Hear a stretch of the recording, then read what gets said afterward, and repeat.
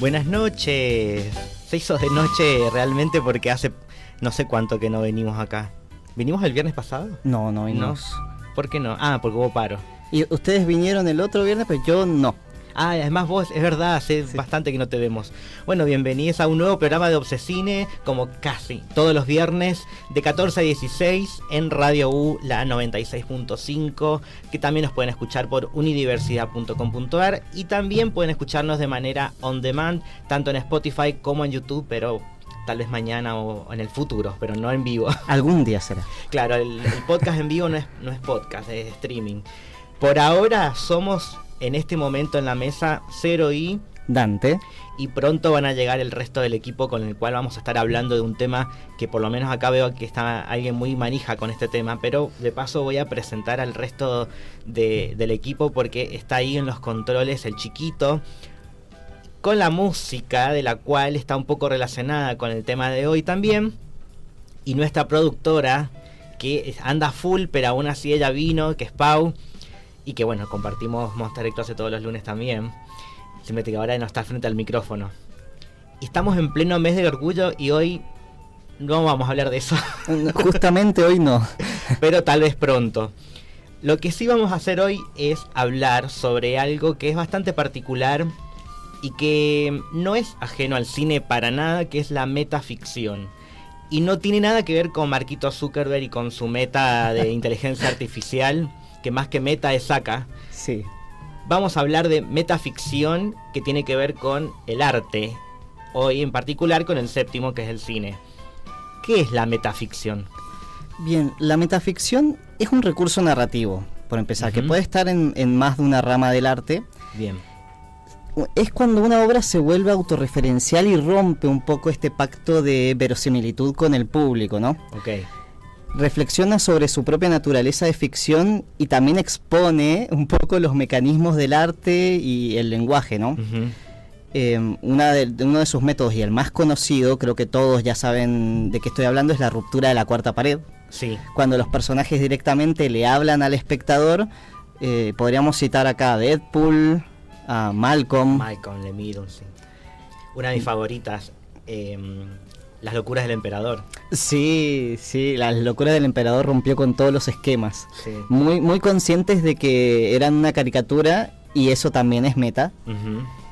También tenés el relato dentro del relato, ¿no? O cómo es usado para evidenciar también problemáticas, que de eso vamos a hablar posteriormente, ¿no? Bueno, ya estás tirando como un poco de data. Es que estoy muy emocionado. Bueno, también se considera metaficción en el cine o metacine a las películas sobre películas, que no necesariamente tienen que ser con películas existentes, sino sobre el donde se ven las cámaras literalmente, donde se ve el equipo detrás de cámara. Entonces evidencia que lo que estamos viendo es una ficción que está siendo filmado, que hay gente actuando, y que en las series también se suele usar a veces. Sí. Como por ejemplo el año pasado, creo que fue hace 2 años, se estrenó The Offer, que es como la historia detrás del Padrino, de cómo se hizo la película. Claro. También hay los documentales ya no es metaficción, porque lo que se intenta es retratar la realidad en tiempo real, podríamos decirlo, pero no hay, por más que haya una edición, pero no hay ficción. Claro, y las parodias a las que estamos tan acostumbrados son súper metaficción. Sí. Bueno, en Scary Movie hay una referencia que me acuerdo muchísimo, que es como una escena paródica de Scream, donde está la protagonista con el novio en la cama, están a punto de tener, creo, la primera vez, y le dice ¿y ellos quiénes son? Y se ven los camarógrafos y los sonidistas y la gente detrás, como diciendo, es un chiste meta, pero como que te saca un poco de la ficción, justamente porque es una parodia, pero creo que también tiene otro objetivo que lo voy a dejar también yo para más adelante. Una película que hace exactamente lo mismo, pero no es parodia, es una historia original, es la tercera parte de Los Tomates Asesinos, con un jovencísimo George Clooney en su primera actuación, que en cierto momento dicen, ¿qué querés tomar? Y muestra indudablemente marcas, pero te las muestra en la cara. Y en cierto momento el tipo se levanta y dice, a ver, no me gusta esta línea. Y se va a cagar a pedo a todo el equipo de producción. Y vos te quedas así como... Ni la primera ni la segunda película me hizo sentir que estaba viendo obviamente una ficción. Sí. En cambio esta se salió bastante de tema y bueno, es algo que me gusta bastante. Sí, bueno, también en el Scary Movie, en casi todas las sagas, ahora que se estrenó la nueva, quiero ir a verla, como que se burlan y son autoconscientes de que están haciendo una película. Pero por ejemplo, además de la ruptura de la cuarta pared, un tema que ya hemos hablado el año pasado, Deadpool, que primero lo hizo en los cómics, que también la metaficción viene de la literatura, de los cómics, incluso del arte visual, en cuadros de gente que se hacía retratos mirando hacia... como si estuviera mirando a la persona que está viendo el cuadro, por ejemplo. Claro. Es una forma de romper con eso de no soy solo una pintura, porque vos me estás observando y yo te observo a vos. Bueno, Deadpool lo que hacía era, por ejemplo, atacar a personajes que no estaban en su cómic, o incluso matar al propio dibujante de la historieta. Sí, y atacar a personajes de la literatura en general. Sí. Bueno, esto lo de las referencias a otros contenidos es una forma de reconocer que lo que estamos consumiendo es una ficción. También lo hace Deadpool cuando, por ejemplo, se refiere, aparte del elenco, por el nombre del actor y no por el nombre del personaje, incluso a sí mismo, como Ryan Reynolds. Y es otra forma de romper, además de que a veces mira la cámara y dice cosas que, como está el chiste en la última de Deadpool y Wolverine, que en un momento lo vemos que está hablando con la cámara y de repente vemos a otros personajes que lo miran diciendo ¿qué le pasa? ¿Con quién habla? Es otra forma de romper lo que ya habían roto. Exacto. Así como rompimos también con la cantidad de personas que tenemos acá en la mesa porque llegaron al final. ¿Cómo andan? Llegamos tarde. ¿Qué pasó? No, los micros. Son salí nuestros enemigos. Me tendré que haber tomado el micro 10 minutos antes y bueno, se me pasó. Acá estamos igual. Yo me lo encontré en el 120 con esa mirada de estaba así tirado contra la ventana. ¿Vieron esa mirada de las 1000 yardas? Así, y yo lo miraba. Y lo miraba como, yo ya estoy llegando tarde, yo lo avisé, pero él no tiene internet, entonces lo miraba a ver si se daba cuenta que era yo quien lo estaba mirando muy fijamente. No se daba cuenta, chicos, pasamos casi una parada y media juntos. Estaba medio dormido. Tenía que encontrarse con vos sí o sí. Bueno, nos pasó la semana pasada que habíamos vuelto al aire y estábamos ahí esperando y le decíamos hola. Sí, fue hace 2 programas atrás que me estaban hablando y yo estaba como... perdón. Pensando en la vida. Bueno, justo hoy vamos a ser muy reflexivos con el tema del día. Ya lo publicamos en redes, en todos lados, que por cierto nos pueden buscar en Instagram, @obsesine, y también pueden escribirnos al WhatsApp de la radio al 2615-1275-65 para que nos cuenten cuáles son sus películas o series tal vez favoritas sobre metaficción, que probablemente la mayoría sean sobre la ruptura de la cuarta pared, pero vamos a dar ejemplos. Y qué mejores ejemplos que tenemos 2 que se van a enfrentar en el famoso Versus.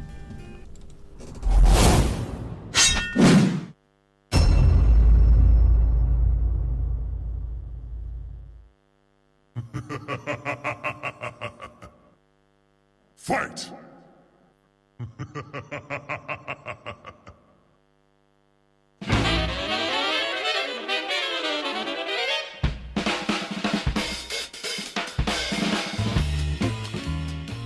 Llegó el momento de enfrentar a 2 grandes que son muy diferentes, pero que tienen un camino casi donde se pueden llegar a encontrar. Vamos a empezar con el primero, que no es solamente una película, sino que ahora es una saga. Exactamente, es una saga entera que muchos conocerán, la mayoría, ya lo hemos mencionado. Estamos hablando de Scream. Voy a dar muy breve la trama, pero porque creo que todos la conocemos. En el pueblo de Woodsboro, una serie de asesinatos cometidos por un asesino con máscara llamado Ghostface comienza a aterrorizar a un grupo de adolescentes. La típica, ¿no? Mientras intentan descubrir quién está detrás de la máscara, los personajes sobreviven usando y discutiendo las reglas, vamos a decir, de las películas de terror. La saga mezcla slasher, misterio, humor meta, siempre juega con las expectativas del espectador. Esa es la introducción. Pero nomás. me dejas con gusto a poco, que quiero saber un poco más. No, pero vamos a ir desarrollándolo a medida que vamos hablando. Tengo un montón de cosas para decir. Claro, yo también. Esto es como un tira y afloja, me parece, ¿no? Es como habla todo uno y después el otro. Bueno, dale, entonces pasemos al otro, que también es un peso pesado, pero vamos a ver qué tiene para decir. Sí, yo vengo a hablar del líder de la metaficción, desde el inicio, así lo digo. Bueno. Es The Truman Show. De 1998, dirigida por Peter Weir y protagonizada por Jim Carrey. Cuenta la historia de Truman Burbank, un hombre que descubre que toda su vida ha sido transmitida como un programa televisivo desde el día de su nacimiento. Su ciudad, sus amigos, su familia, todo ha sido una vil mentira que ha sido toda retransmitida a través de un programa televisivo y que ha sido dirigida también por conductores y todo el público sabe todo de él menos él. También no es conocida como el show de Uma Truman. El segundo nombre sí.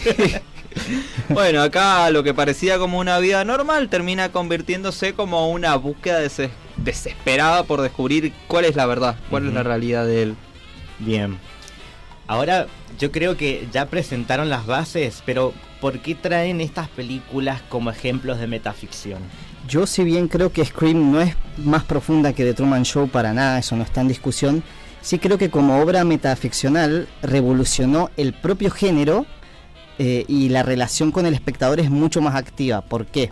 Porque The Truman Show tiene la metaficción en la premisa, que es que descubre que vive en un programa de televisión. En cambio, en Scream los personajes conocen las reglas de las películas de terror, hablan sobre los clichés, sobreviven o mueren según esas reglas, y la película juega con lo que vos esperás como espectador. O sea, ya te mete de lleno, por lo que convierte al público en parte de ese mecanismo narrativo. Además, creo que la tercera juegan también con que empiezan a hacer películas basadas en la historia que había sucedido en las películas anteriores. Sí, justamente. Claro, bueno, y en este caso de la película de Truman Show sí es verdad que te lo plantean desde la premisa, pero justamente es porque la película habla sobre una ficción dentro de otra ficción. Nosotros vemos una película sobre una persona que está dentro de un programa de televisión, los espectadores de ese mundo de Truman están observando el programa y nosotros como espectadores de la película estamos observando a los espectadores observar el programa de Truman. Es como una obra que constantemente está reflexionando sobre el acto de mirar, consumir entretenimiento y bueno, también construir realidades artificiales, que en el día de hoy inclusive se ha vuelto mucho más normal esto con todo el tema de YouTube y bueno, los influencers y todos estos creadores de contenido que están creando su propia Truman Show. Bueno, y los reality shows también. Claro, como Gran Hermano y demás. Bueno, se dice que supuestamente Gran Hermano está inspirado un poco en esa historia. También sé que está basado en un libro. Sí, acá yo creo que, a ver, si bien sí hay distintas formas de plantear la metaficción en las películas que tenemos, yo creo que The Truman Show es mucho mejor ejemplo de metaficción que Scary Movie, porque bueno, Scary Movie te lo presenta como una parodia. Scream en este Scream, perdón. ¿Viste? Ahí está otro punto. Ahí está el otro punto que le hizo tanta joda que me lo confundí con Scary Movie, perdón. Bueno, con Scream justamente porque hace referencias y chistes a otras películas. Y bueno, The Truman Show construye justamente toda la realidad entre la ficción de espectador y realidad. Sin metaficción esta película deja de existir. En cambio, Scary Movie, voy a decir, Scream, por más que le saques la metaficción, los chistes, la parodia, sigue funcionando como una película de ficción normal, común y corriente. Pero justamente la metaficción en Scream fue más arriesgada, porque se podría haber roto desde el inicio.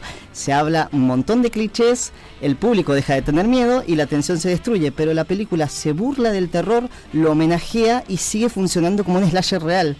Y eso es muy difícil de hacer, porque terminó siendo una saga de terror real y paródica al mismo tiempo.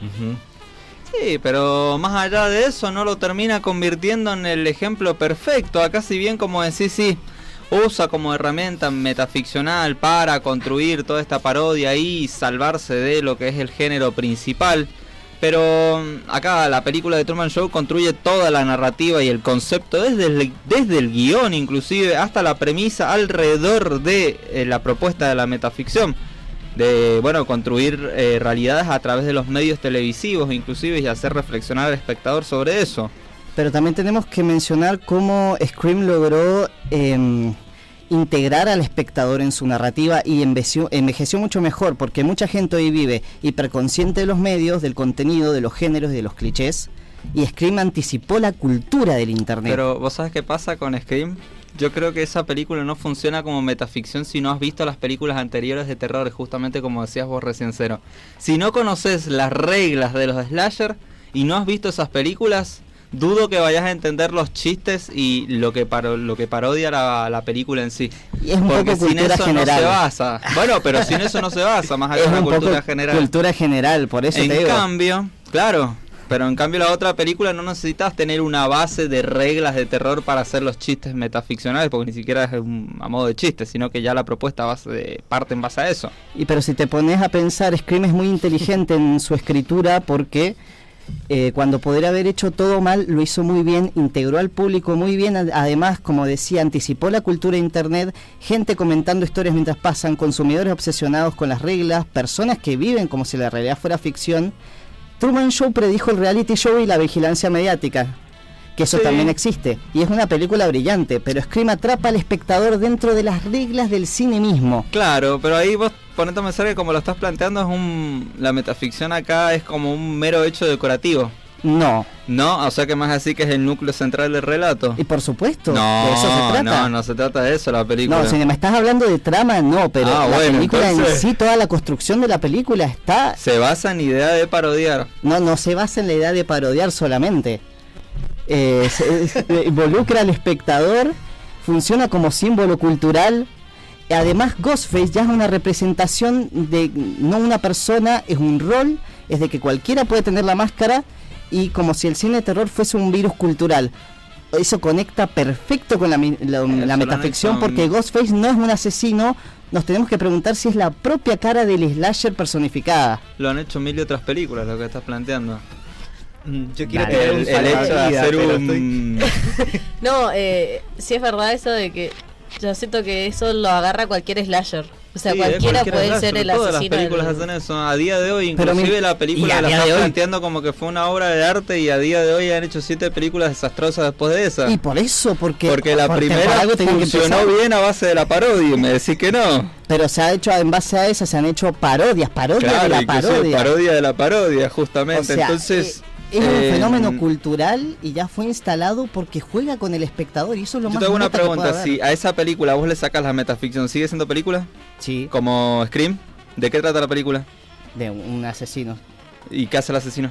Mata, ¿qué va a hacer? Es el láser, esa es la premisa de la película. Y justamente la película se burla de eso. ¿Qué ejemplo de metaficción me estás dando ahí cuando esta película de Truman Show parte desde la construcción de realidades a través de cámaras? Inclusive está puesto desde la propuesta de fotografías, increíble, porque vos desde que estás viendo la película ya estás viendo algunos planos que son ángulos raros, que yo la veía y decía, che, qué extraños que son estos ángulos, esto como que no es normal en el cine. Y ya para la época, en 1998, se filmaba con una estructura bastante narrativa, clásica en la fotografía.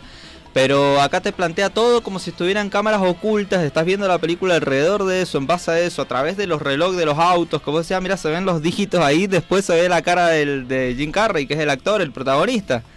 Y va construyendo toda la propuesta de la metaficción, no solo desde la narrativa, sino desde la fotografía, desde el sonido inclusive, y desde la actuación. Eso te lo compro, pero vos no podés negar la conciencia del lenguaje cinematográfico que tiene Scream. No, yo no lo niego. Yo como fanático también del terror admiro lo que hizo esta película, pero no sé si es el mejor ejemplo de la metaficción, justamente. Mira, yo te iba a hacer la misma pregunta de qué tiene de metaficción Scream, porque sé que tenés la respuesta, pero te tiro un último salvavidas porque él tiene su arma más grande, que es la de...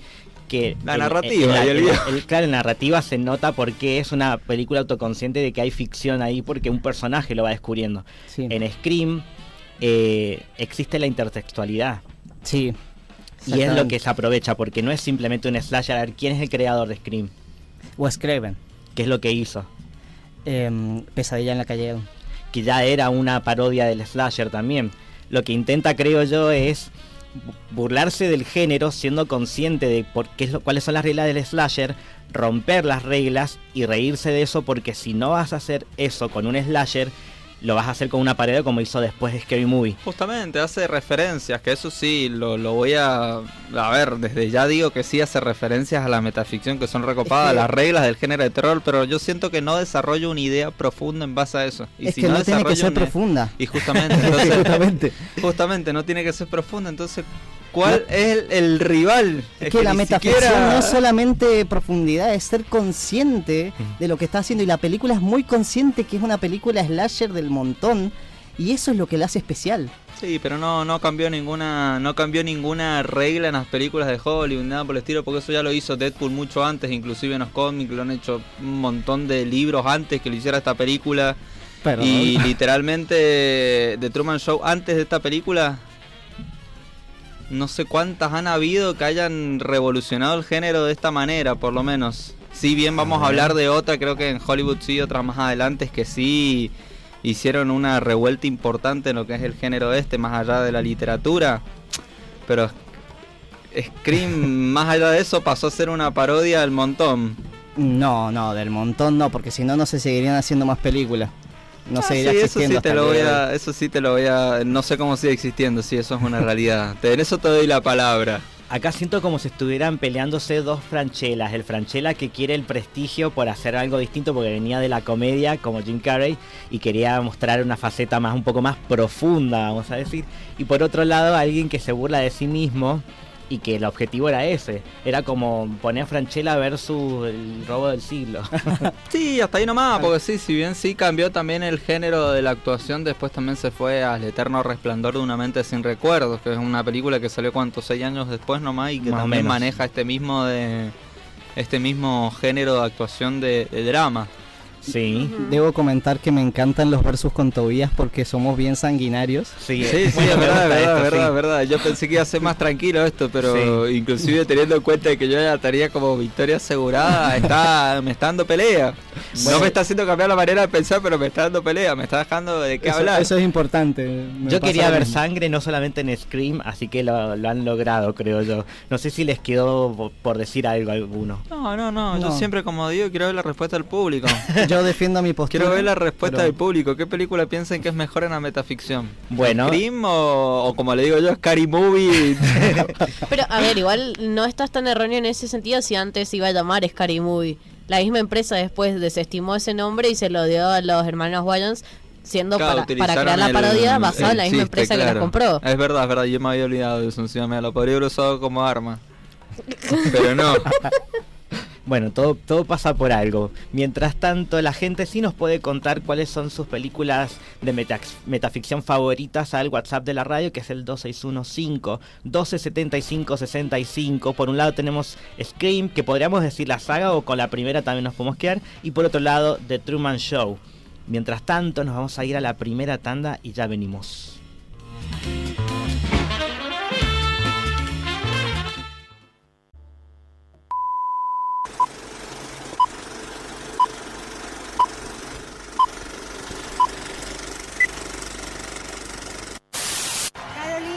Especialidades 8 de la mañana. Tarjeta. Jessica, pues también te...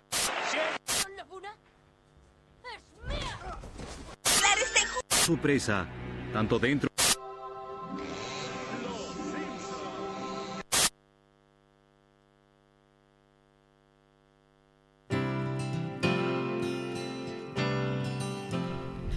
Antes de empezar con el stream zapping de hoy, quería recordarles de algo que sucedió hoy, de que mucha gente está comentando en redes sobre la muerte de alguien importante que tiene que ver con lo que estamos hablando en Obsesine, que es Anthony Head, un actor que trabajó en Buffy la Cazavampiros, por ejemplo, o en la serie Ted Lasso. Murió hoy a los 72 años. Y me da un poquito de pie para hablar de... Bueno, Buffy la Cazavampiros también hace un poco de metaficción. Porque como había magia y cosas, jugaban un poco con esto también. Y aprovecho para ahora sí meternos en el mundo de las series. Pero no va a ser una serie común y corriente, es una serie un poco compleja incluso. y que hace muy poquito se estrenó la 9ª temporada, de la cual avisaron en el primer episodio de la primera temporada que va a contar con 10 temporadas. Estoy hablando de Rick y Morty, que le agradezco, le mando un saludo a Rick Sánchez porque nos hizo la presentación del Face to Face en Monsters del Closet. Tenemos un separador con la voz de él. Y que además, estamos en pleno mes del orgullo, es un personaje abiertamente pansexual porque él no solamente se enamora de personas, sino también de planetas. Exacto. Y tiene hijos con planetas. ¿Qué? Sí. ¿Qué? Sí, con mentes colmenas se enamora. Ah, Sí, bueno, sí. ok. ¿Por qué voy a hablar de Rick y Morty? Primero porque es todo como un concepto donde se explora el concepto, valga la redundancia, del multiverso, pero no como lo conocemos en Marvel o en DC, en los cómics también, sino más que nada como una forma de burlarse del mismo concepto del multiverso, porque tenemos a un personaje que hace referencia a Volver al Futuro, que es el profesor, con el alumno, que en este caso es su propio nieto, Morty. No voy a hablar del creador, porque creo que está preso incluso. Pero sí de los personajes, eso principalmente. ¿Qué pasó? En el primer episodio principalmente ya nos da a entender que este personaje tranquilamente podría pertenecer a cualquier universo paralelo donde él es mismo y es consciente de esto, y donde él tiene conversaciones con otras personas que son él en otros mundos. Y además, como que los universos son como estas dimensiones paralelas, pero además él se conecta con otros multiversos. Oh, claro. Ok. Porque él es consciente de que existe un espacio donde hay una convención de Ricks, donde entre ellos se pelean, donde entre ellos hacen mucha política, y donde el mayor villano de todos los Ricks es un Morty malo, Evil Morty. Y ahí un poco te empezás a meter en la historia de un montón de cosas que todo el tiempo suceden, además de la increíble cantidad de referencias que hay en todos los episodios. Pero hay algo también que rompe con la ficción, y es, como dije, que en el primer episodio, cuando termina el primer capítulo, Rick mira a la cámara y dice: así empiezan las aventuras de Rick y Morty en esto que van a durar 10 temporadas, lo dice. O sea, es consciente de que es un dibujo animado que está dividido en capítulos y que por ahora van cumpliendo porque van por la temporada 9, pero no quiero spoilear, pero espero no la cancelen así de la nada. Y yo creo, por lo que dijo el otro creador, Dan Harmon, que ya están escritos los episodios para la última temporada y que incluso tienen pensado hacer una película. Pero Rick, en el primer capítulo de la 9ª temporada, espero que no sea spoiler porque no cambia nada la historia, pero él dijo: ¿será que van a venir más temporadas y no son solo 10? Y lo dice mirando la cámara también, un poco como para molestar. Incluso a veces, por ejemplo, cuando quieren hablar de un personaje que estuvo antes, lo mencionan como diciendo el que estuvo en el episodio tanto, diciendo el nombre del episodio. Es súper autoconsciente de eso, y no les importa, porque incluso cuando quieren salirse, hay un capítulo en particular en el que se encuentran con un personaje que va reescribiendo la historia y que se termina convirtiendo en un enemigo, como también el famoso personaje del tren, donde están en un loop temporal. Bueno, son cosas que solamente se le ocurre a alguien que tiene la mente muy retorcida.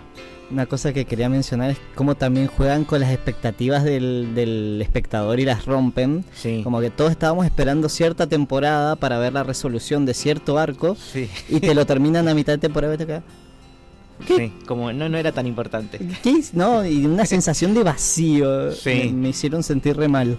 Bueno, supieron crear una propia mitología de la Beth espacial, del Rick, del Morty malo, de la esposa de Rick, y bueno, y un montón de cosas que tienen que ver también con los viajes en el tiempo, y de cómo incluso se han burlado, porque a ver, los títulos de los episodios son parodias que referencian a algo que tiene que ver con el capítulo. Generalmente le cambian alguna palabra y le ponen Rick o Morty, en especial cuando en la primera temporada, cuando referencian a Volver al Futuro, y que de por sí se han burlado de la famosa escena que es metaficción de Avengers Endgame, cuando hablan sobre los viajes en el tiempo y que mencionan distintas películas. En Rick y Morty se burlan de ese chiste.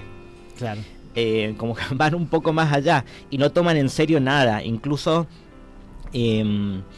cuando cambiaron la voz de Rick, porque justamente la voz de Rick la hacía Justin Roiland, que es el que ahora está detenido por un montón de acusaciones, que les creo porque el chabón tenía cosas raras, pero bueno. Rick es... ahora la voz la interpreta a alguien que es un fanático que lo imitaba. Ajá. Y que ahora trabaja, no es exactamente la misma voz, pero es bastante similar. Y que es un hombre que tiene una adicción al alcohol y que un poco... bueno, esto sí sería spoiler, pero solamente quiero decir que en el segundo capítulo de la 9ª temporada, que se estrenó el domingo pasado, hacen como un chiste muy interno ahí de que tiene que ver con eso. No lo he visto. No, bueno, ahí me detengo porque es un montón. Bueno, además lo que hace Rick y Morty es esto que un poco lo mencionaba Dante, de que un poco se anticipan porque tienen una escena, se le dicen el cold opening, que es una escena antes de la presentación donde te da a entender de qué se va a tratar este capítulo, como un adelanto, pero porque ya se están metiendo en el conflicto. Y una escena postcréditos, que la escena postcréditos generalmente no tiene nada que ver con lo anterior como resolución, sí, con algún personaje que apareció o algo que quedó colgado y ya es cierto que estaba ese ahí por ahí. Es como más que nada como un chiste. Uh-huh. Pero lo que hace esto es como te hace creer que se va a tratar de algo y termina yendo para otro lado para que no crearte expectativas, o sea, te crea las expectativas y no te da lo que te había prometido. Sí, justamente. Que es lo que se le habla como el círculo argumental de la historia, donde, por ejemplo, en cada temporada, generalmente, no en todas, pero está el capítulo especial de la televisión interdimensional. Donde, no sé si sabías, pero los sketches son improvisados y después los animan. No me digas. Los actores dicen, a ver, empecemos a improvisar con qué pasa esto, y después le crean la animación, porque como son todos recortes de distintos canales de televisión en distintas partes del universo, y después lo terminan animando. Y eso es una locura que se les ocurre, que en algún momento se terminó convirtiendo en canon después. Claro, y por eso es tan random y por eso es tan genial. Bueno, hay capítulos donde también se burlan de los fanáticos que crean las teorías conspirativas de Rick y Morty, que ya como son ya 9 temporadas, en algún momento iban a tocar todos los temas, y además que no tienen filtros, menos Rick, que es una persona que tranquilamente, si lo conociéramos en la vida real, no lo querríamos porque es todo lo que está mal, pero es muy inteligente, y ese es el problema de él, que él lo sabe, y por esto es que también como que cuesta a veces seguir el hilo, porque encima de que hay conceptos como muy enroscados, te lo muestran con una narrativa que tranquilamente podría enredarse en sí misma, y después te muestra como que no les importa. Sí. Y volvés al punto de partida de simplemente un abuelo científico con su nieto que van por distintas aventuras, y lo puedes resumir en eso.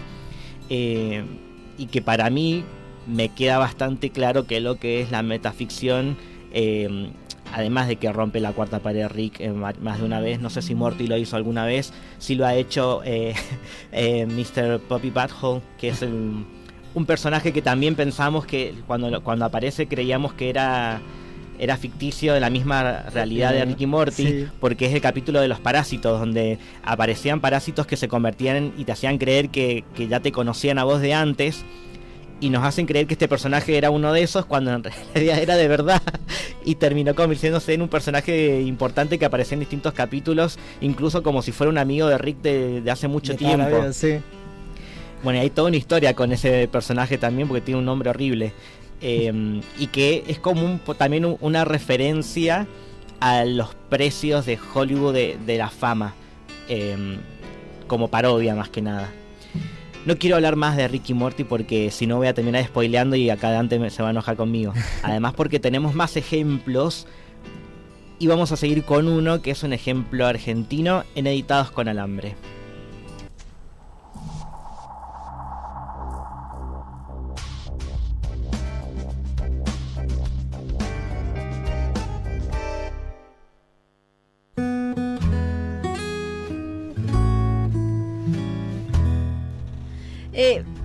yo creo que tengo últimamente en esta nueva temporada de Obsescine como que me han caído muchas películas argentinas. Y no sé, me cuesta un montón, como le decía a los chicos recién, me cuesta un montón comprender bien esta idea de la metaficción. Sé que he visto y soy consciente de que he visto varias producciones así, pero en el cine argentino no tenía ni idea. Y bueno, hoy por eso vamos a tratar una de las películas del 2020 que produjo nuestro país, que se llama El Prófugo. Y como protagonista tenemos de vuelta a Erika Rivas. Yo creo como que si veo la película argentina y está ella, yo siento que me va a gustar. No sé, tengo como esos presentimientos. Y bueno, en esta película tenemos a Inés, que es el personaje de Erika, que tiene esa esencia bastante argentina, que es verborrágica, que siempre está aguantando hasta el último segundo de no disparar todo su odio, su enojo, su... Todo lo que un argentino puede llegar a alargar cuando se enoja, hasta el insulto que decir banana, puede ser un insulto. Bueno, el personaje de Erika es así. Es joven y sus trabajos son principalmente cantar en un coro profesional y el otro es el doblaje de películas. Son esas películas tipo clase B, las que le suelen gustar a Dante. Con gritos exagerados, monstruos de goma, todo ese tipo de doblaje hace. Entonces como que nos da una presentación de lo que podría tratar esta película. Ver de que a Inés le gusta ponerle la voz a todo, pero no sabemos dónde está su propia voz en esta película. Como vamos a empezar así la historia con que vemos a Inés con su pareja, que está interpretado por Daniel Hendler, en un avión que se van a México a disfrutar unas vacaciones juntos. Pero como que en su subconsciente ella se está dando cuenta que quizás este chico no es la mejor opción para ella, porque es bastante pesado, es asfixiante. En todo momento la quiere controlar de un montón de cosas. Hasta de algún sueño que tenga, que hable dormida, él se vuelve tóxico y enojado, violento. Como gaslighting se le dice eso, como que te hace pasar por loca. Sí, pero no la hace pasar por loca. O sea, está bien la descripción que dijiste, pero en este momento es como que ella... él agarra cualquier cosa para hacerle claro. Planteos tóxicos. Así de simple. Sí, manipulador. Sí. En esto tienen una discusión la primera noche de las vacaciones y hay un quiebre total.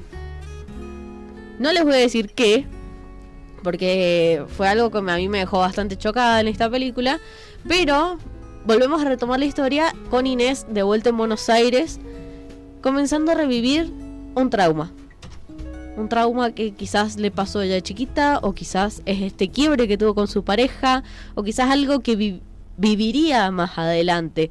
Ella comienza a no poder distinguir lo que es la realidad, o lo que creemos que es la realidad, con lo que su mente estaría creando, con las pesadillas que ella suele tener y que describe. Entonces, todas las acciones que las vemos con ella despierta, no sabemos si son totalmente real o si son totalmente falsas. Y estamos adentro de su cabeza. Entonces, como que el espectador en esta película quiere como saber qué está pasando. Se llega a preocupar por Inés, por... Che, ¿estás loca? ¿Estás bien, amiga? ¿Te empastillaste? ¿No te empastillaste? ¿Fuiste a terapia? En ningún momento esta película relata o muestra una escena en la que supuestamente ella está yendo a terapia. Esta película, que es El Prófugo, está dirigida por Natalia Meta y está producida entre Argentina y México. Metaficción. Claro, está todo. Y está basada en la novela de El Mal Menor de C.E. Feeling, quien estuvo bastante... presente en la escritura del guión de esta película, como para poder llevarla lo mejor, lo más adaptado posible, pero a través de un cine argentino. Esta película es un thriller psicológico combinado con una comedia romántica, combinado con lo musical. Es como una especie de un nuevo terror argentino raro, con nuestros humores, o sea, nuestros chistes clásicos. Pero en esta película se salva casi un 50% de que no hay cosas vulgares, que solemos ver como muchas escenas de sexo, Eso es lo que me llamó bastante la atención para hacer una película argentina. Pero bueno, es como que no se queda fija en un tema o en una clasificación de película. Yo les invito a que la vean, está en Disney Plus, es bastante rara, es caótica, no sabes para dónde te está llevando la película y no sabes exactamente en qué realidad estás o qué es lo que estás haciendo.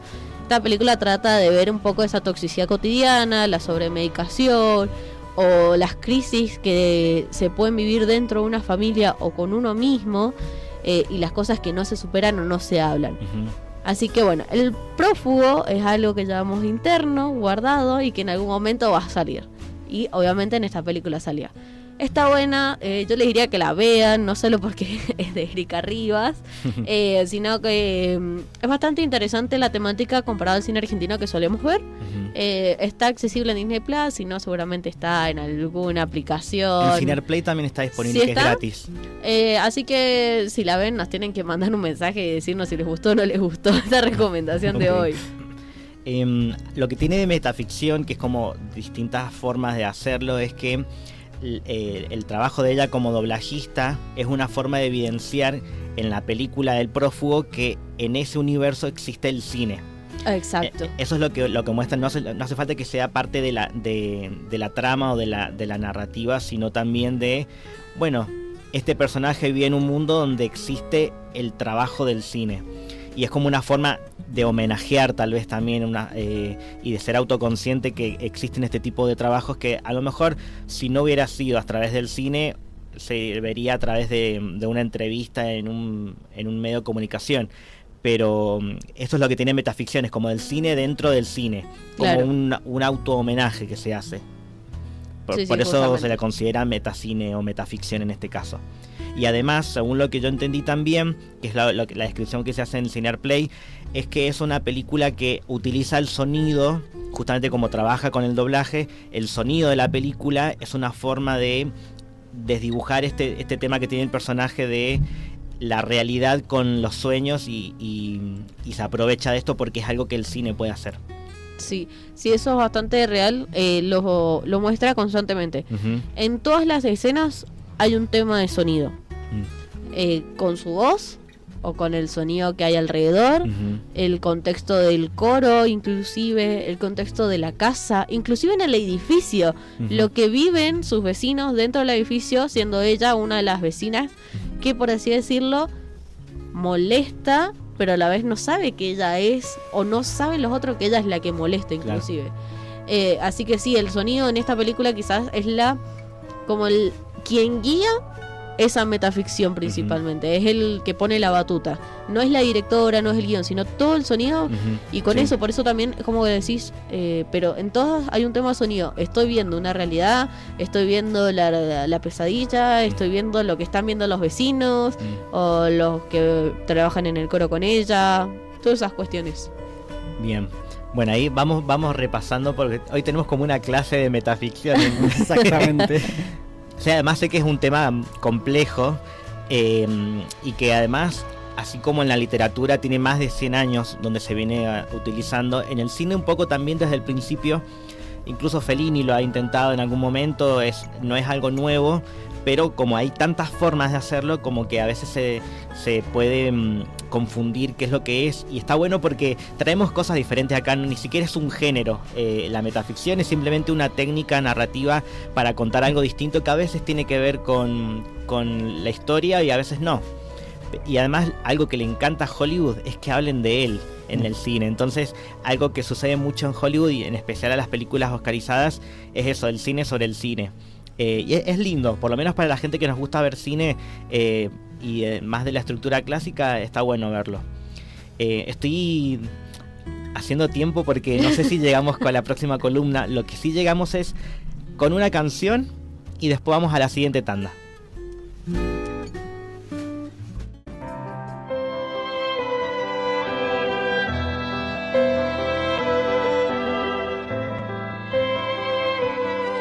Hola, buenas tardes. ¿Cómo les va? Vamos a ver esta historia increíble. Me acompañan.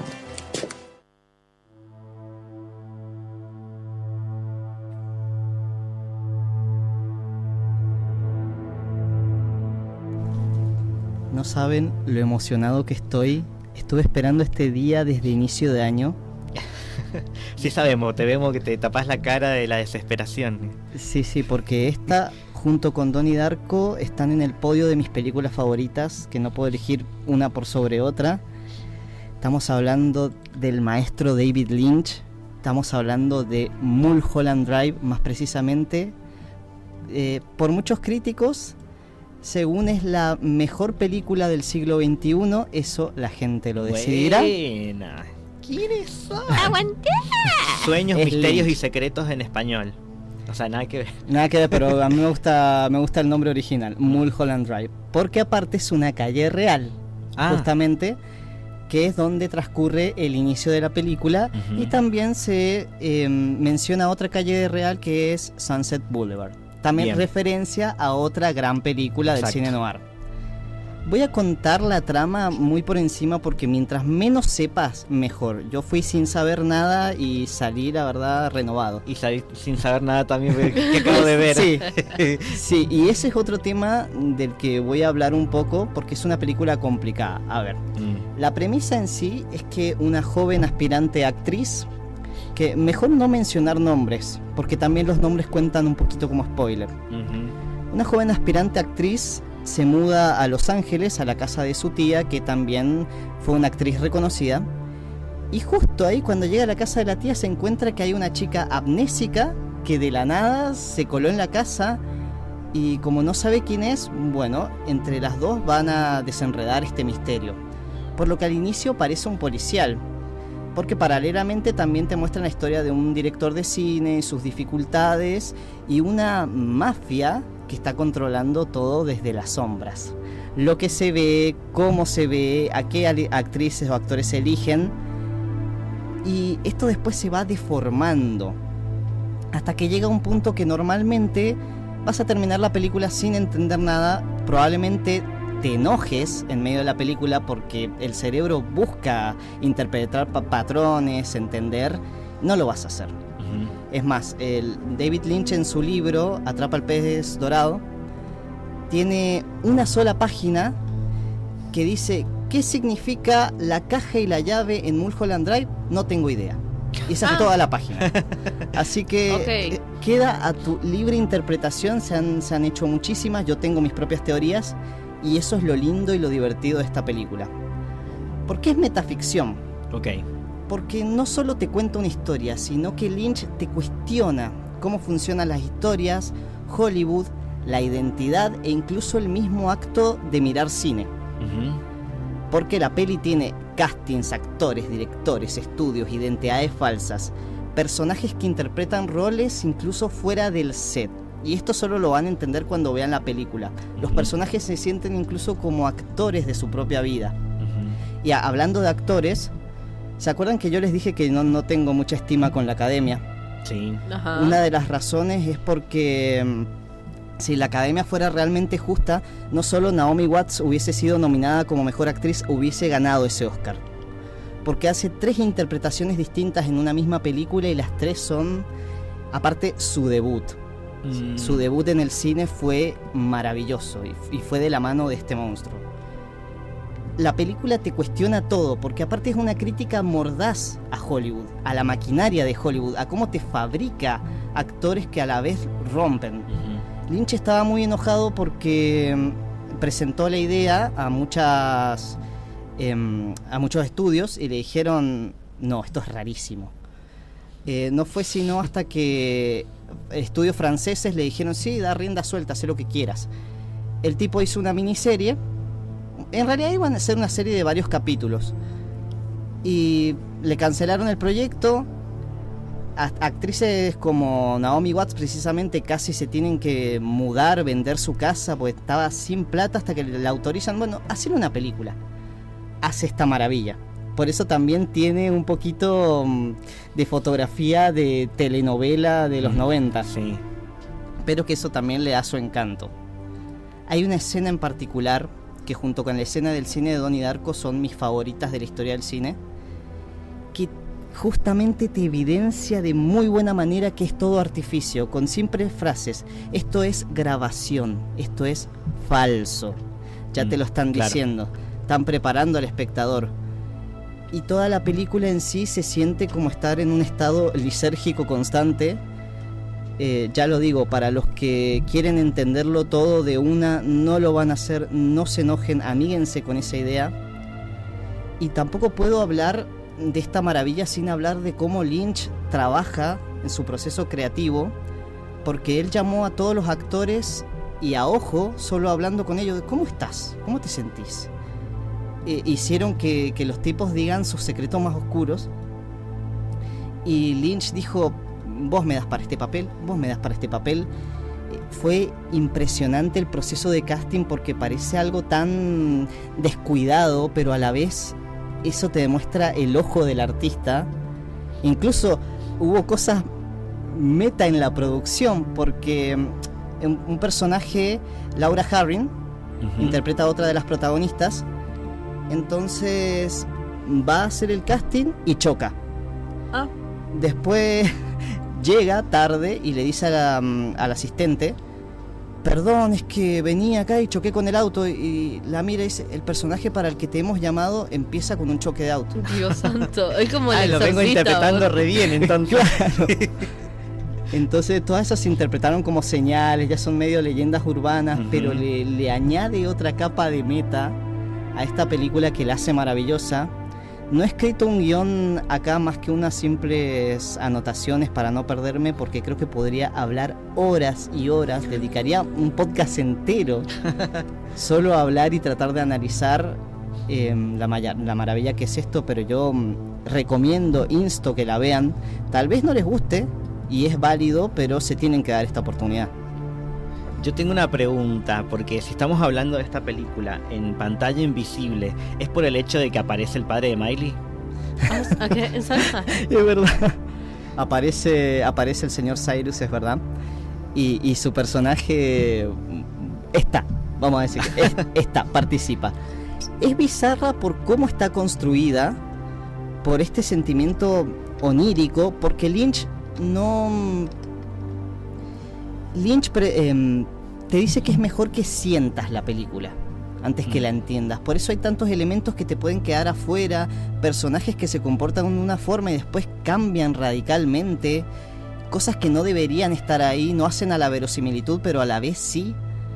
Y la película es sentir, es un sentimiento constante, por eso se siente extraña de inicio a fin, te deja con una sensación extraña, y al final es todo tan teatral y tan de un policial a una película de misterio, a un terror genuino, que solo no puedo explicar más sin arruinar la trama, así que hay que verla.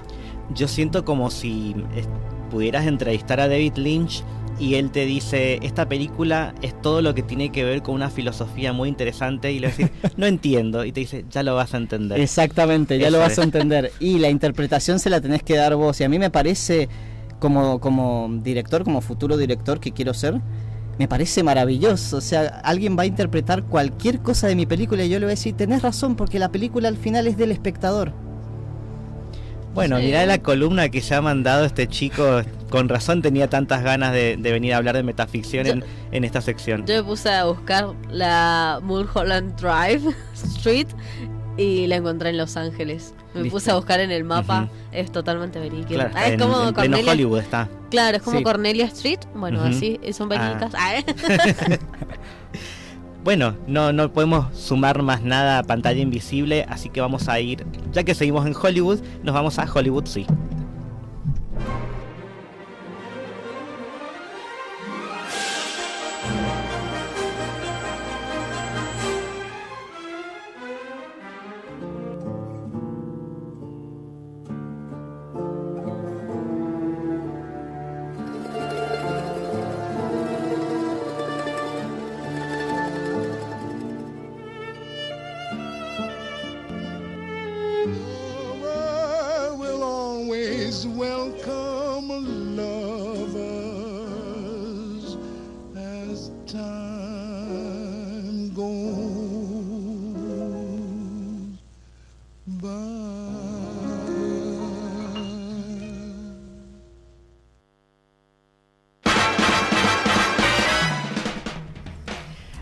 Llegamos con Hollywood. ¿Estamos presentes? Estamos presentes, esta vez no estamos colgados. Y les traigo otra película que es también espectacular. Si bien hablé recién de la ganadora del Versus, obviamente, la de Truman Show. Bueno. Esta es una película que creo que se equipara bastante al nivel de la otra que hablamos. Y se llama El ladrón de orquídeas, o Adaptation en inglés. Si bien es medio raro la traducción que le hicieron del nombre, tiene un significado dentro de la película que, bueno, si la ven después lo van a entender. Es de una película del 2002 y creo que ha pasado bastante desapercibido porque yo no la conocí. Creo que hay mucha gente que no la conoce. Sí, es muy de nicho. Sí, es muy de nicho, pero ha ganado un montón de premios Oscar y estuvo nominado también un montón de otras premiaciones, y también es muy conocido dentro de este género de la metaficción. Probablemente creo que es una de las películas también más creativas que haya hecho y haya producido Hollywood sobre el propio acto de escribir una historia antes de que lo quemaran en actualidad. El ladrón de orquídeas, bueno, se estrenó en 2002, como dije, fue dirigida por Spike Jonze, creo que se pronuncia. Spike Jonze, más respeto, Spike por favor. Jonze, perdón.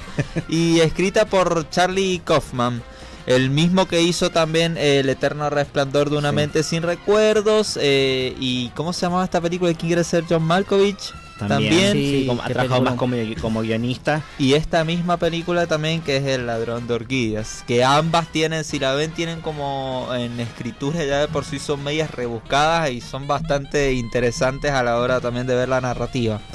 Está protagonizada por Nicolas Cage, que es la cara de esta película, Meryl Streep y Chris Cooper. Y también, bueno, aunque parece una película sobre flores exóticas, no es para nada así. Tampoco trata de un coleccionista obsesivo. En realidad, bueno, termina siendo algo muy, muy extraño. La película sigue al protagonista, que es el personaje de Charlie Kaufman, quien está interpretado justamente por Nicolas Cage, un guionista contratado para adaptar un libro que se llama, bueno, El ladrón de orquídeas. El problema acá es que Kaufman no encuentra una forma de convertir el libro en una película. No encuentra un conflicto, no encuentra estructura, no encuentra una historia tradicional. Y cuando intenta escribir el guión, mientras lo hace, más frustrado se siente cada vez que lo intenta. Lo curioso es que esta frustración justamente lo termina convirtiendo en la propia película que estamos viendo. Por eso mismo es metaficción, porque la película habla de su propia creación. Estamos viendo una película sobre un guionista que termina intentando escribir la misma película que nosotros terminamos viendo después en las salas de cine, bueno, como dice yo, en la televisión. La obra se vuelve consistente de por sí sola, reflexiona cómo se construyen justamente las historias, cómo es el proceso de creación de guiones, cómo funcionan justamente estos guiones, cómo Hollywood muchas veces intenta obligar a seguir muchas fórmulas narrativas, que bueno, sucede un montón con el cine pochoclero que lo denominamos hoy en día. Y esto es metaficción, creo que en estado puro. No sé si podemos encontrar muchos mejores ejemplos que esta película. No porque rompa la cuarta pared, nunca lo hace, sino porque convierte el proceso de la creación en parte de la historia. Sí, además tiene un poco de historia real, porque lo que pasa con el hermano pasó en la vida real. Pasa en la vida real, y también es que ahí lo voy a explicar después ahí con manzanas un poco, porque está medio, hasta yo mismo no me entiendo a veces cuando estoy hablando, porque la película es media rara. Es enroscada, sí. Sí, es enroscada. Pero bueno, acá también viene un poquito lo interesante. Acá el estudio que hizo la película contrató a Charlie Kaufman, no el personaje, sino el guionista real, a adaptar el libro de El ladrón de orquídeas, escrito por Susan Orlean, que bueno, tienen los mismos nombres dentro de la película, pero y no es biográfica, o sea, es una ficción, pero es como... es rara. Bueno, acá el escritor quedó bloqueado, sentía que el libro era fascinante, pero no podía llevarla, así que bueno, mientras hizo todo esto, mientras tuvo todo este conflicto, le nació también el conflicto de esta película que después terminamos viendo. Y funciona buenísimo esta película porque tiene un poco de todo. tiene drama, humor, actuaciones increíbles también, personajes memorables. Inclusive el personaje de Nicolas Cage está dividido en dos personajes, bueno, el hermano y bueno, el propio Kaufman, protagonista, sí. Que son gemelos, y a veces hasta te olvidas que las está interpretando él mismo, porque creo que hace una actuación impecable, que se ven dos personajes distintos en la misma historia. Bueno, y también, bueno, plantea problemas de la creatividad de los guionistas, la inspiración, la obsesión por contar historias. Creo que también es como cierto homenaje, como decías recién, al cine, bueno, y a los trabajadores del cine. Incluso, bueno, se ríe también algunas de las propias reglas que Hollywood plantea, que bueno, ya ahora es bastante común que se haga eso. Hay algo que bueno, que más o menos para explicar la película, por si no les quedó un poquito claro, porque yo también capaz que siento que me estoy explicando como muy rebuscado, más allá de que la película sea así. Imagínense que están en la escuela y les piden hacer una tarea sobre dinosaurios, ¿sí? Pero no sabes cómo hacerla. Entonces, en vez de hacer la tarea sobre los dinosaurios, haces una tarea sobre vos intentando hacer esa tarea de dinosaurios.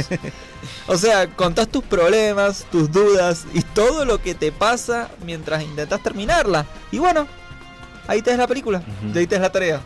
Eso es básicamente la película. Es como un documental biográfico de su tiempo intentando escribir este libro, que bueno, después lo adaptó y se hizo una película excelente. Aparte, Chris Cooper, acá que dije recién que estaba en el reparto, ganó como justamente mejor actor de reparto el Oscar por esta película. Y lo más increíble, creo que acá la metaficción sobrepasó la realidad, es que en las nominaciones de los Oscars, Donald Kaufman recibió nominaciones reales a premios de guión junto a Charlie Kaufman, porque Charlie Kaufman, que es el hermano gemelo, que o sea, no existe en la realidad, existe dentro de la ficción, salió como también co-guionado por él. Y en los premios Oscar lo llamaron, incluso está la premiación, todo, y se armó como también un poco de dilema, porque muchos dijeron como que estaba ya preparado, otros dijeron como que la Academia de los Oscars no se dio cuenta realmente de que Charlie no existía y que solamente era Donald. La verdad que perdón, Donald era el hermano, claro, sí, que él lo existía. Charlie era el Kaufman, sí, me estoy confundiendo los nombres. Pero no, toda una revuelta, una vuelta de rosca bastante importante tiene esta película. Y creo que, bueno, para mí es una de las obras más representativas justamente de la carrera del guionista. Y aparte uno de los ejemplos de metaficción del cine moderno más rebuscados y más originales también. Así que bueno, si la metaficción justamente consiste en hacer que el espectador reflexione sobre la obra que está viendo, pocas películas lo hacen bien, creo, y esta película es una de esas definitivamente, porque no cuenta solo una historia, sino que bueno, te cuenta también el caos, las dudas, los tropiezos que hay detrás de cada historia justamente a la hora de hacerlas realidad, y bueno, y convierte este proceso en una narrativa espectacular y original que termina siendo un resultado final impecable. Si no lo ubican mucho a Charlie Kaufman, porque se destacó más como guionista, pero dirigió una película de stop motion llamada Anomalisa, y tal vez una que seguramente la ubican más por Netflix, que es I'm Thinking of Ending Things. Esta película enroscadísima, donde generalmente se enfoca en temas de personas entradas en edad con problemas para superar muchos traumas. En especial, bueno, acá en el Ladrón de Orquídeas hay como un juego también de metacine, porque el personaje que lo interpreta él es un actor que es un nepo baby, porque es un hijo de Hollywood, que es Nicolas Cage, que no es, su apellido real no es Cage, sino Coppola. De la familia Coppola, es el sobrino de Francis Ford Coppola, y además ahí empezamos a ver al Nicolas Cage intenso que conocemos hoy, que por eso le interpretan estos dos personajes que hace, porque está loquito el actor. Totalmente. Bueno, ahora el ejemplo más cercano que salió de Spider-Noir en Prime Video, que bueno, él dijo que nunca iba a actuar en televisión.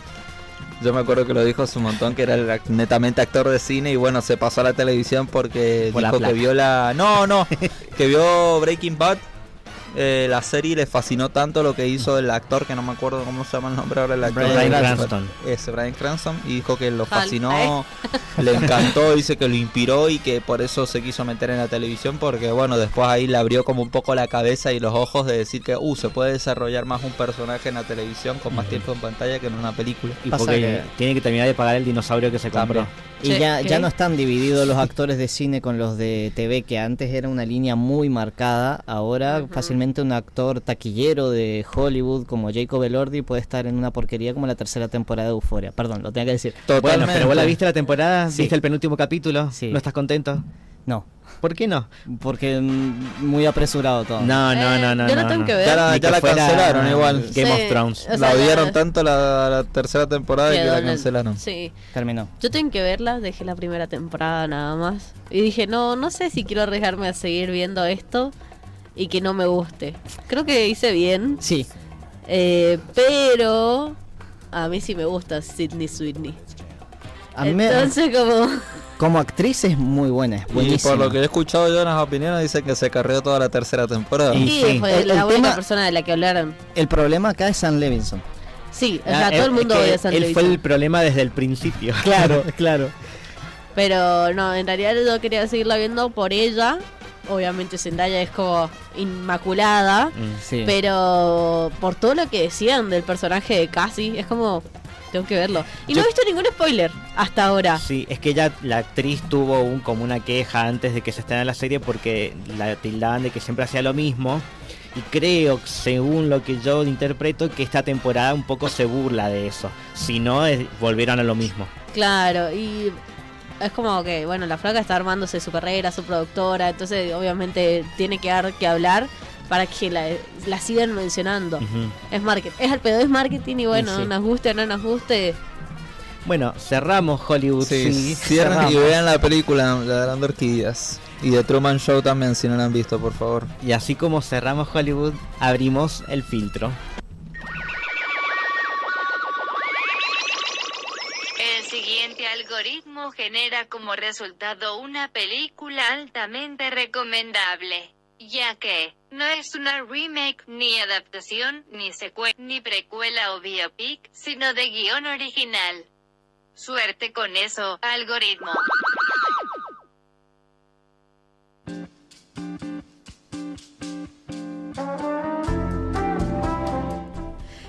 Yo creo que le podría discutir hoy al algoritmo de que esta película podría ser una adaptación, podría... Y- O sea, es como, estamos hablando de metaficción, literalmente todo podría ser. Sí.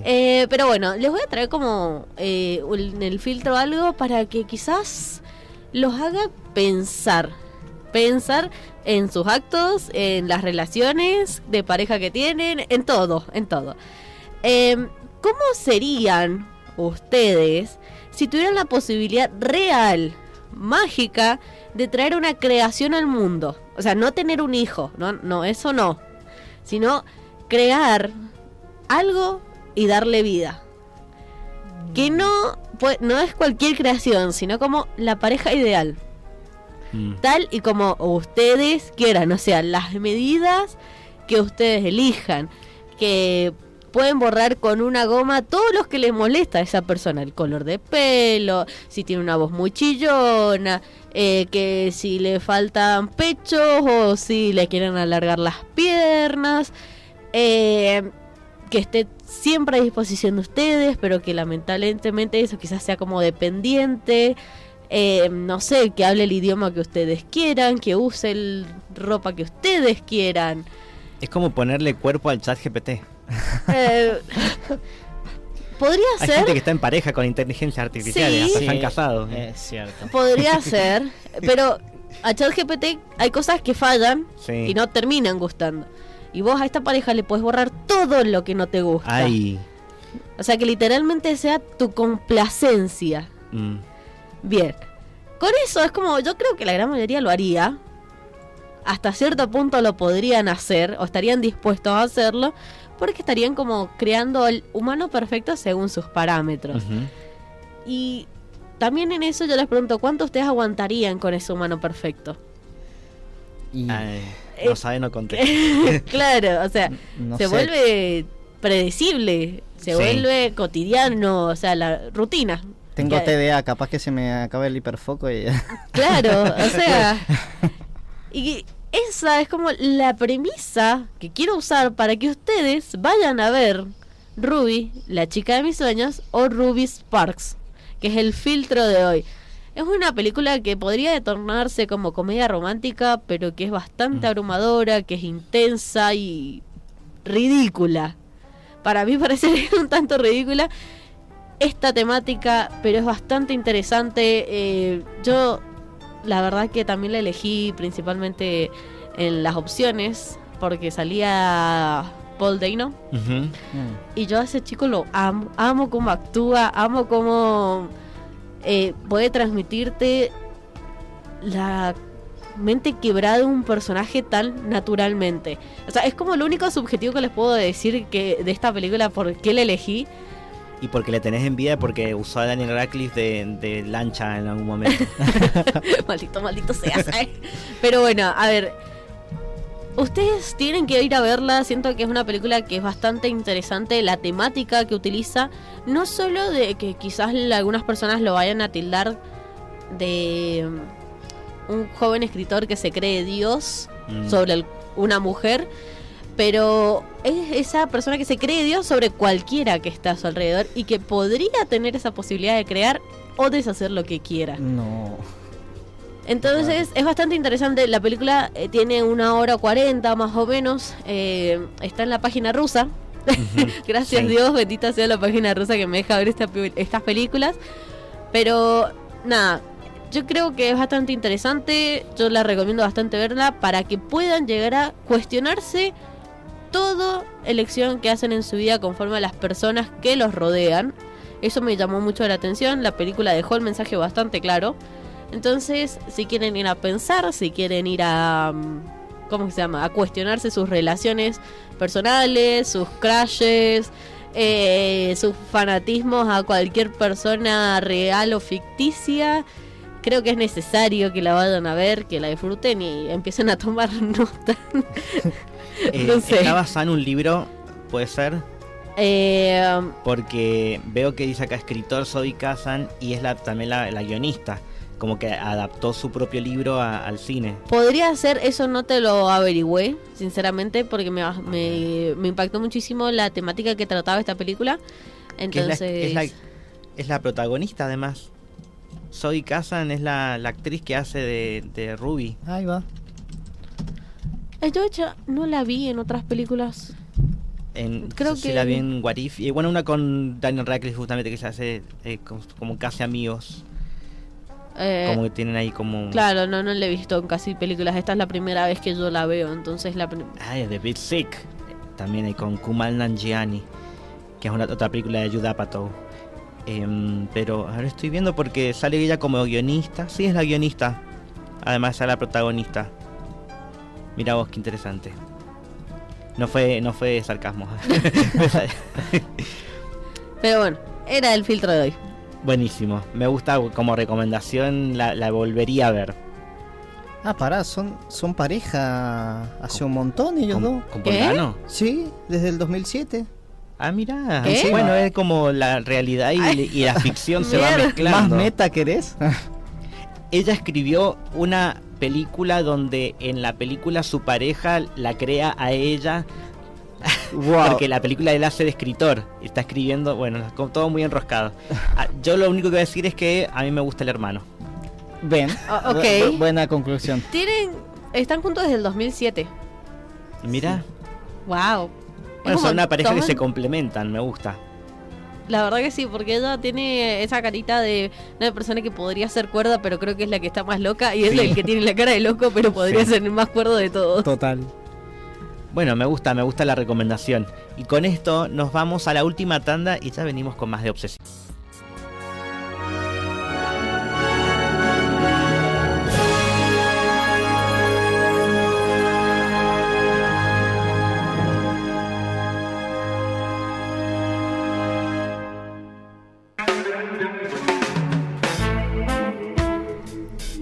Regresamos con esta tanda con la cápsula, como para darle un poco de cierre al tema de hoy, que es la metaficción. Hemos tenido una clase sobre cine hoy un poquito, y que no quería enfocarme tanto en el concepto que ya lo explicó Dante al principio, sino plantearles una pregunta en esta cápsula de ¿por qué creemos que existe la metaficción? O en especial en el cine, ¿por qué creen que existe el metacine? Pregunto. Si se les ocurre algo. Porque lo pagó Mark Zuckerberg. Ese es el meta. Claro. Yo creo que lo que un poco provoca esto de lo meta en el cine es lo incómodo. Y es algo que justamente no atrae tanto, porque ¿quién quiere ir a incomodarse? A no ser que sea porque vas a ver una película de terror donde decís, bueno, voy a estar incómodo porque tengo miedo. Uh-huh. Pero acá es más que nada una incomprensión, porque empieza a meterse tanto en lo introspectivo que empezás a sentir como no sé si tengo ganas de saber un poco más sobre mí mismo.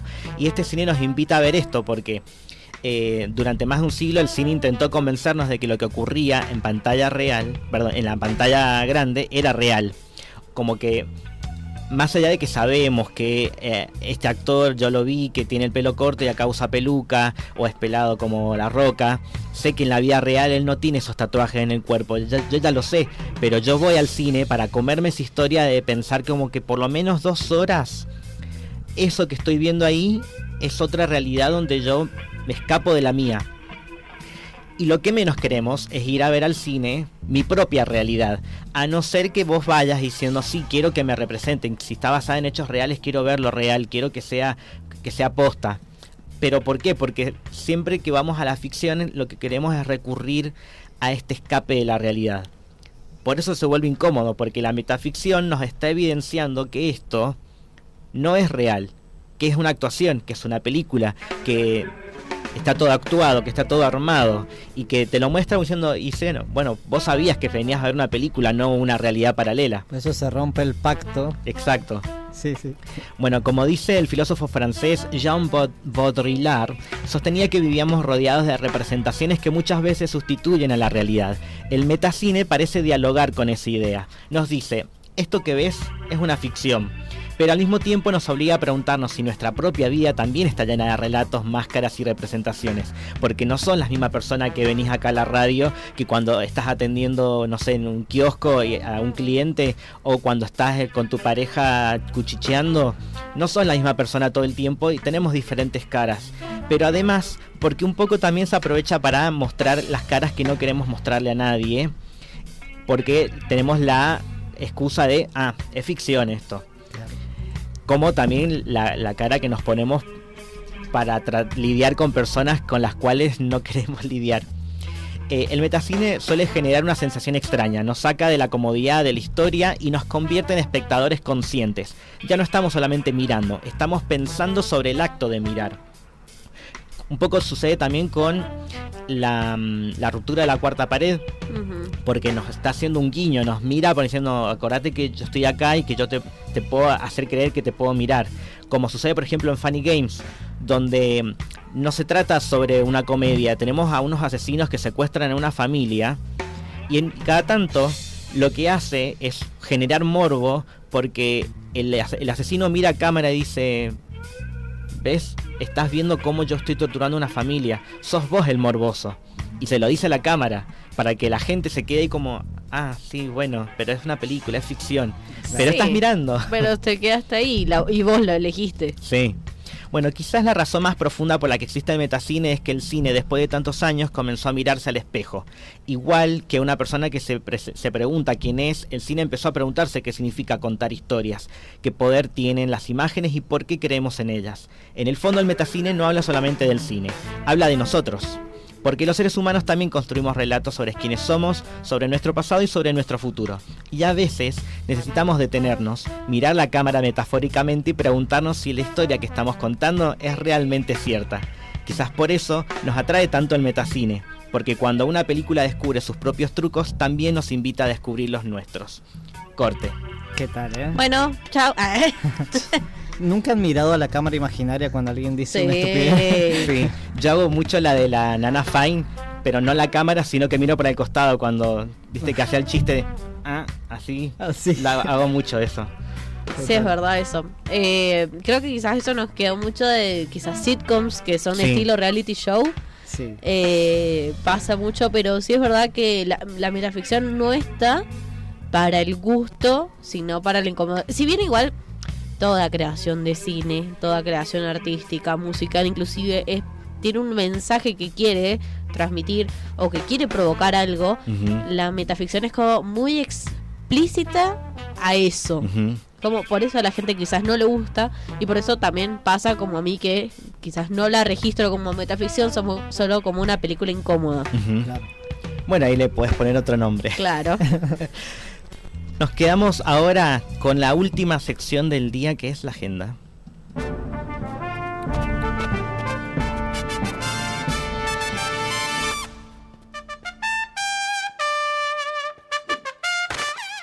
La agenda cultural.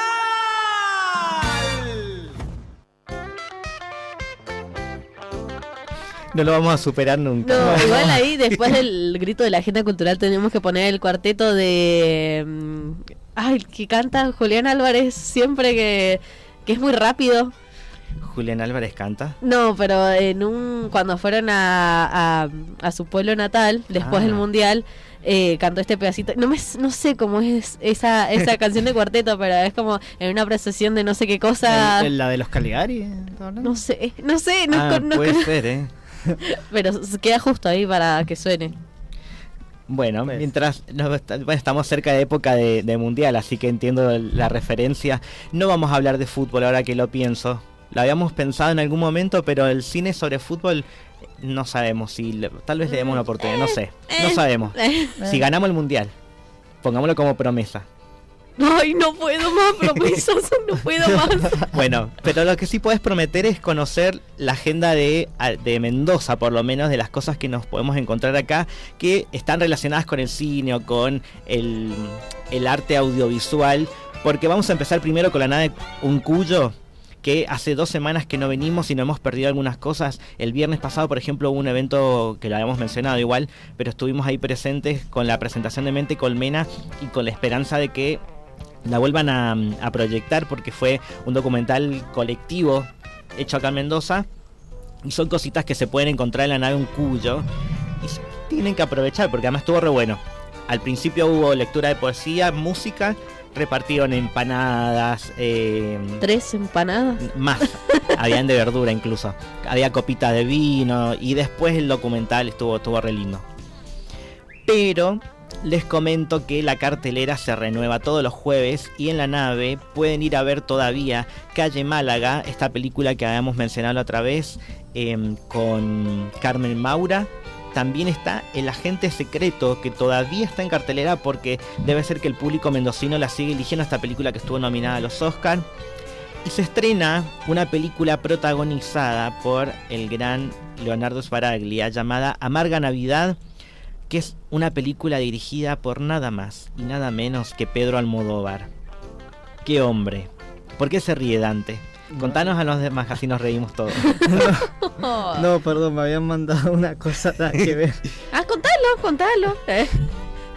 No va nada que ver con el cine, con la temática de hoy, nada. Bueno, si quieren ir a ver la nueva película de Almodóvar en la nave, la van a encontrar esta noche a las 21 horas. Mañana sábado a las 18:30, el domingo a las 18, el martes 9 de junio a las 18 y el miércoles 10 de junio a las 18:30. La han apostado mucho, yo la quiero ver porque me encanta Almodóvar, y además nos traen otra propuesta que es un reestreno de Matador, una de las primeras películas de Almodóvar, y que la van a poder ver mañana sábado a las 18 horas también en la nave.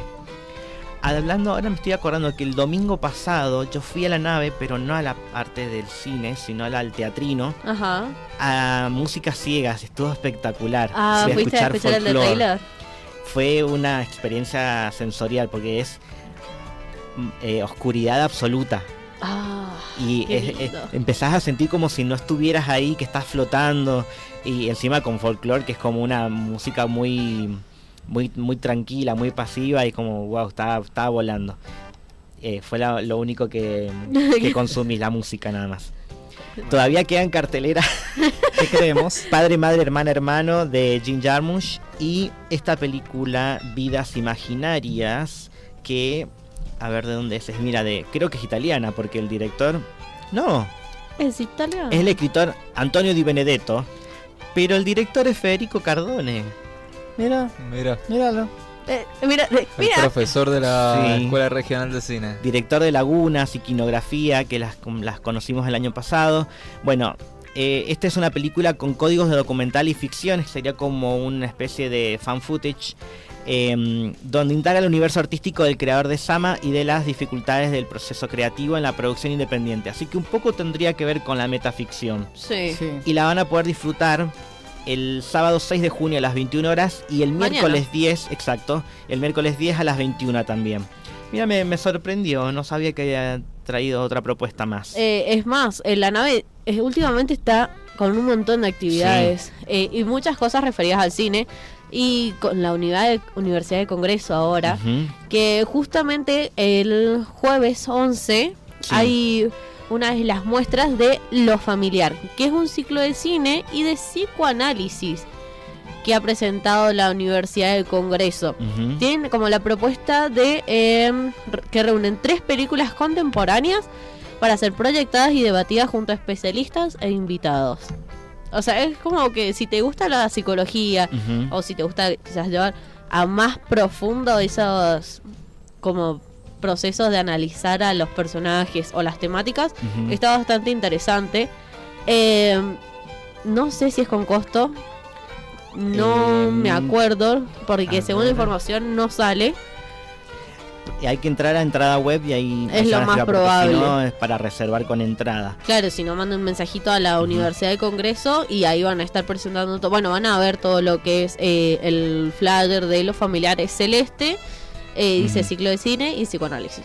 Sí, bueno, comentámoslas porque son 3 fechas que no van a estar en el mismo mes. La primera es el 11 de junio a las 20 horas, que es el jueves. Y vamos a poder ver Valor Sentimental, esta película que ganó el Oscar en varias categorías. Creo que es un director o una directora.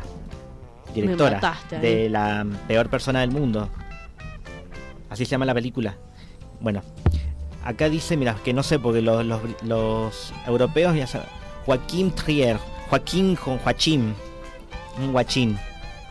Bueno, el que sí conozco, el 29 de octubre es la segunda función, Dolor y Gloria, otra de Almodóvar. ¿Qué tal? Amo esa película, estoy enamorado de esa película, es hermosa, con Antonio Banderas y también es Baraglia, en algún momento aparece. Y el 13 de agosto, mirá, lo han puesto desordenadas, porque el 13 de agosto está antes de octubre. También a las 20 horas, Shoplifters, una película de Hirokazu Koreda, uno de mis directores favoritos de Japón. Es hermosa esta película, es una familia que son muy pobres y que han entrenado a sus hijos a entrar a negocios a robar.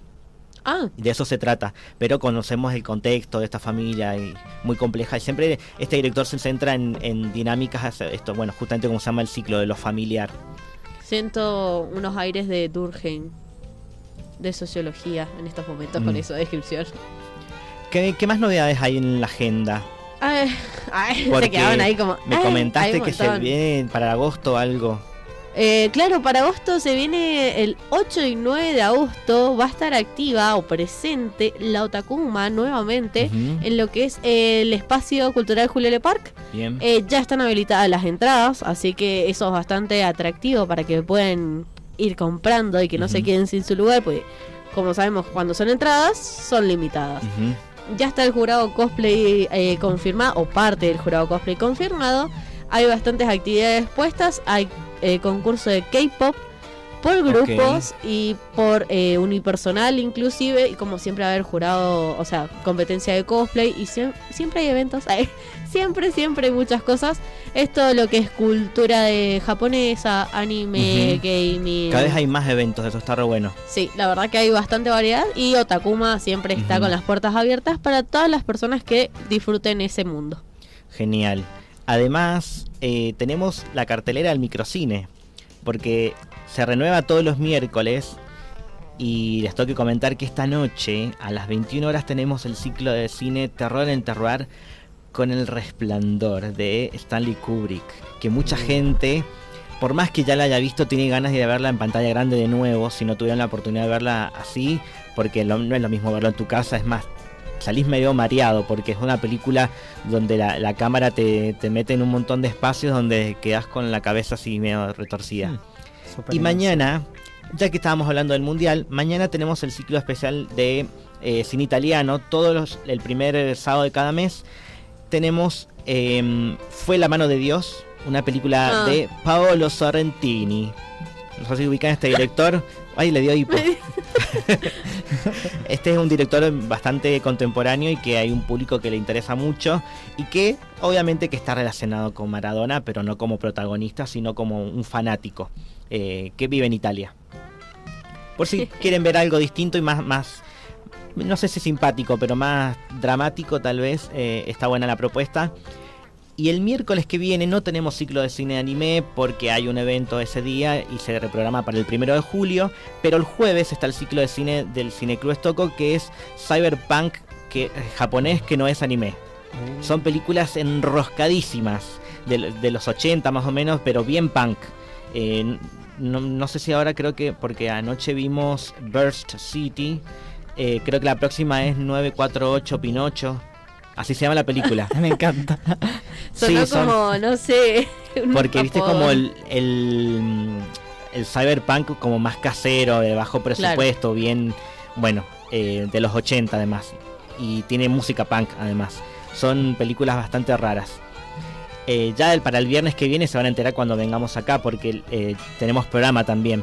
Pero antes de irnos les recuerdo que estamos en el mes de junio y este mes en el Microcine vamos a tener un festival de cine, Ciudad Esmeralda, con temática del Mago de Oz, y hay una convocatoria abierta para cortometrajes, para una muestra que no hace falta, o sea, el requisito es simplemente que tenga temática LGBT, pero puede ser de otra provincia, no hace falta que seas de Mendoza, y es la oportunidad de ver tu corto en pantalla grande, así que pueden anotarse. Cualquier novedad, entren a @queer.cine y ahí van a encontrar todo, además de la programación que la vamos a ir recordando cuando estemos más cerca, porque entre el plato más fuerte obviamente que es el Mago de Oz, el día 27, son 2 días, viernes 26 y sábado 27 de junio con entrada libre y gratuita, todas las funciones con debate y después de cada debate sorteo de premios. Epa. Así que con el número de la entrada con la que vos vas a entrar a la sala, participás de sorteos de distintos premios. Sí, creo, cuando uno menciona premios,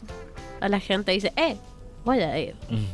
Bueno, ya se van a ir enterando a poquito porque falta todavía, pero vamos a ir trayendo novedades. Lo que ya no te quedan muchas novedades es del programa de hoy porque ha llegado a su fin, pero sí vamos adelantando un poco, lo confirmamos de que vamos a hablar la semana que viene o no, porque tenemos varios temas. Sí, yo creo que sí. ¿Sí? Sí. ¿Confirmamos? Confirmamos. Vamos a hablar de princesas. The Ladies. De princesas. Es como un subgénero, porque puede ser de fantasía, puede ser romántica o puede ser terror también. Hay las princesas es como el índice de donde sale toda la historia, y bueno, ahí el director depende mucho de lo que elige.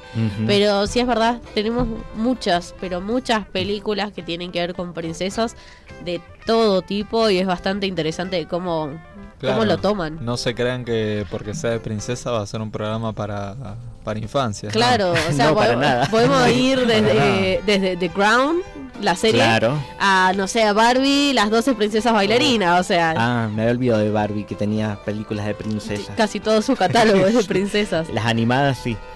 Bueno, eso es lo que vamos a hablar la semana que viene, pero hoy hemos llegado a nuestro fin. Si quieren volver a escuchar el programa, obviamente que nos pueden buscar tanto en Spotify como en YouTube, como Obsesine Radio. Nos despedimos hasta el próximo viernes. ¿Sí o no? Sí, exactamente. Chao, chis. Chau.